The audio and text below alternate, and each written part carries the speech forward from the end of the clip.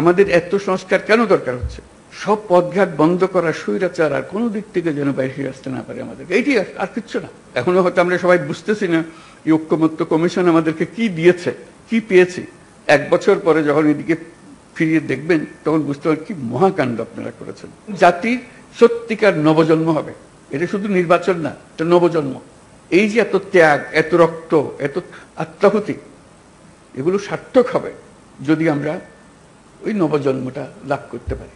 আমার মাঝখানে একটু মনে পড়ছিল আলাদিনের প্রদীপের কথা। ঘষা দিলে একটা দৈত্য বেরিয়ে আসে, দৈত্য এসে জিজ্ঞেস করে কি করতে হবে আমার। এই যে প্রশ্নটা করে, এটার উত্তরে নানাভাবে দেওয়া যায়। বলতে পারে যে আমার জন্য 1 কাপ চা নিয়ে আসো। তাকে যদি বলা হয় সারা দুনিয়া আমার কাছে নিয়ে আসো, সারা দুনিয়া নিয়ে আসতো। এখন ছাত্র জনতা অভ্যুত্থানের মাধ্যমে সেই দৈত্য সৃষ্টি করে দিয়েছে আমাদেরকে। আমরা তার কাছে কি চাইব? আমরা কি তার কাছে 1 কাপ চা চাইবো, নাকি আমাদের দুনিয়া পাল্টে ফেলতে চাইব? এটাই হলো আমাদের হাতে।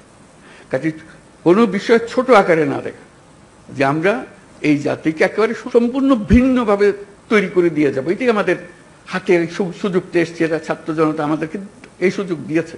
সেখানে ছোটখাটো বিষয়ের মধ্যে আটকে গিয়ে আমরা যেন মূল বড় জিনিস থেকে হারিয়ে না ফেলি।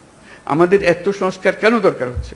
সব পথঘাট বন্ধ করা, স্বৈরাচার আর কোনো দিক থেকে যেন বাইরে আসতে না পারে আমাদেরকে, এইটি আর কিচ্ছু না। তো সেই স্বৈরাচারকে বন্ধ করতে হলে আমাদেরকে সব একমত হয়ে এটা করতে হবে। দ্বিমতের কোনো জায়গা এখানে নাই। আমার একান্ত আবেদন, যখনই আপনি এই সনদ করবেন কোলাকুলি করে যে হ্যাঁ আমরা একমত হয়ে গেছে, তাহলে নির্বাচন ইত্যাদি সব সার্থক হবে। আলাদিনের দৈত্য আমাদের সামনে আছে, তার হুকুম দেওয়ার আমার সুযোগ আছে। এই আমি চাই, কি চাই সেটা ঠিক করি, কিভাবে করবে দৈত্য ঠিক করে দেবে, কোনো অসুবিধা নেই। আমরা এই চাই, এই চাইয়ে তখন আমরা এক্সপার্টকে বলবো যে এই চাই, কাজে আমাদেরকে এইভাবে করে দাও, তাহলে আমরা সে পথে অগ্রসর হতে পারি। যখন ঐক্যমত্য কমিশন গঠন করলাম, আলী রিয়াজকে বললাম, উনিও জানেন না এটা কি জিনিস, সদস্যরাও জানেন না এটা কি জিনিস। আমরা চেষ্টা করে দেখি, সবাই মিলে দেখি, আপনারা গ্রহণ করেছেন। এটি হলো মস্ত বড় অর্জন। ভেতরে কোনো রকমের দুশ্চিন্তা রেখে যেন আমাদেরকে নির্বাচনে ঢুকতে না হয়।